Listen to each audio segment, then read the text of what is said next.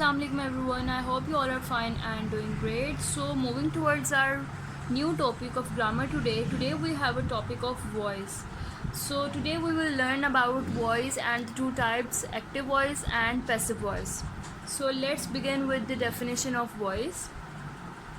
So we have the definition: the form of the verb that shows whether the subject of the sentence does an action or has an action done to it is called voice.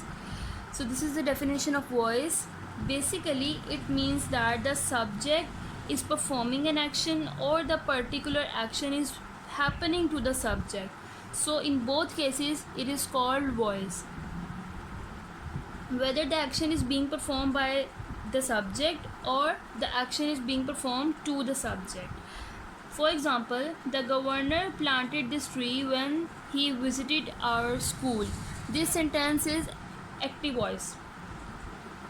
The governor is the subject, this is the subject, and the subject is directly performing an action of planting the tree.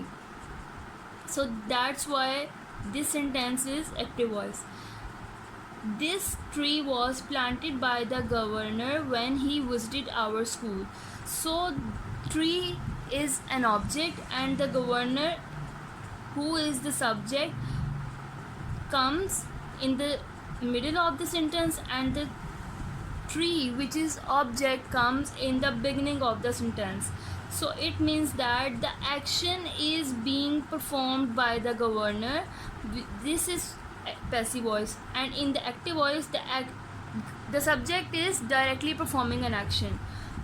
This is the main difference between active voice and passive voice. So moving towards the definition of active voice, a verb is in the active voice when its form shows that the subject of the sentence is the doer of the action or does something. So basically in active voice the verb tells us that the subject is doing an action and the subject is the doer of an action.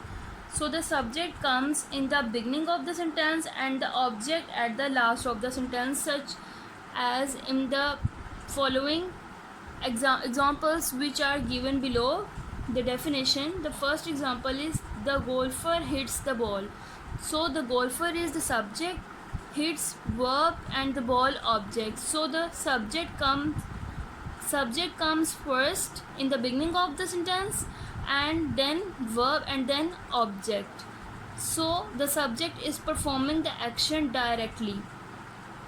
The British ruled India till 1947. Plants absorb carbon dioxide and release oxygen during photosynthesis. So this is the definition of active voice and the examples of active voice. Moving towards the passive voice, a verb is in the passive voice when its form shows that something is done to the subject. The subject does not act but receives the action. It means that the subject is not performing the action directly, but the action is being performed by the subject indirectly. The action is happening to the subject. The action is being performed by the subject. So the object comes first. The object comes in the beginning of the sentence, and the subject on which is receiving the action, on which the action is being performed, the subject comes in the last of the sentence. For example, the ball is hit by the golfer. So the ball, which is an object, comes in the beginning, and the subject, which is golfer, comes at the end of the sentence. India was ruled by the British till 1947. Carbon dioxide is absorbed and oxygen is released by plants during photosynthesis. So in these sentences the object comes first, the objects come in the beginning of the sentence, and the subject is placed at the end of the sentences. So it means that the action which is happening over here is receives by the subject. The subject is receiving these actions. Sentences in the active voice are shorter than those in the passive voice. Usually They are usually easier to read and more interesting. Some mischievous students are constantly disturbing and interrupting the class.